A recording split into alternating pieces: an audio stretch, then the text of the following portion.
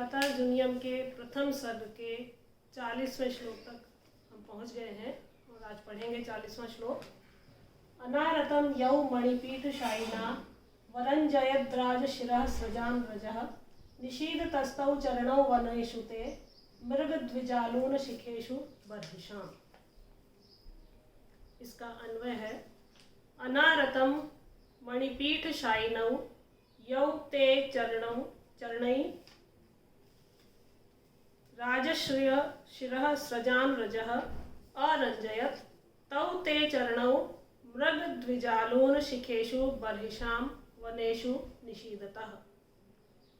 अनारतम न आरतम अर्थात निरंतर, मणिपीठशायिनौ मणियों से, रत्नों से जटित पीठ पर या चौकी पर, शायिनौ यौ ते चरणौ ये आपके जो चरण, राजश्रियः स्रजां रजः राजाओं के सिरों पर धारण की गई, स्रजां रजः पुष्पमालाओं का जो पराग है वो आपके अरंजयत आपके चरणों को सुशोभित करता था, उसका पराग आपके चरणों पर गिरता था और आपके चरणों को वो सुशोभित करता था।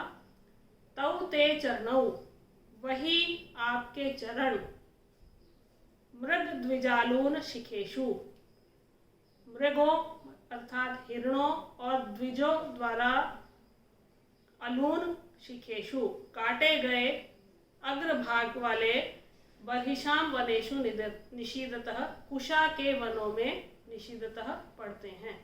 तो युधिष्ठिर के चरण पहले कहाँ पड़ते थे और अब कहाँ पड़ते हैं, उनका जो पूर्व का ऐश्वर्य था पांडवों का या राजा युधिष्ठिर का जो पूर्व का ऐश्वर्य था और वर्तमान की जो क्लेशपूर्ण दशा है उसका वर्णन करते हुए यहाँ द्रौपदी कह रही है कि साम्राज्य का उपभोग करते समय आपके जो चरण पहले सदा ही अनारत निरंतर मणियों से जटित पाद पीठ पर रखे जाते थे, चौकियों पर विश्राम के लिए जो आपके चरण रखे जाते थे, और झुककर प्रणाम करने वाले जो राजा हैं उनके मस्तकों पर धारण की गई पुष्पमालाओं के पराग से आपके चरण रंजित होते थे। वही आपके चरण अब कुशा के वनों में पड़ते हैं, जिन कुशाओं के तीक्ष्ण अग्रभाग हिरणों व तपस्वियों द्वारा काट दिए गए हैं। तो युधिष्ठिर के चरण पहले जो विश्राम के लिए चौकी पर रखे जाते थे वही अब कुशा वन में पड़ते हैं। जो पहले परागों से रंजित होते थे वे अब कुशा वनों में चलने के कारण रक्त से रंजित रहते हैं, इसका ये अभिप्राय है।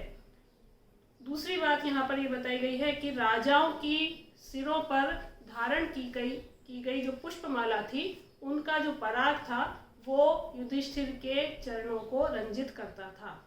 इससे युधिष्ठिर की अपराजयता भी ध्वनित हो रही है यहाँ पर कि अन्य राजा उनके चरणों में अभिवादन करते थे, उनके सामने नतमस्तक होते थे और उनके सिरों पर धारण की गई जो पुष्पमाला थी उसका पराग उसके चरणों पर गिरता था और उससे वो रंजित होते थे।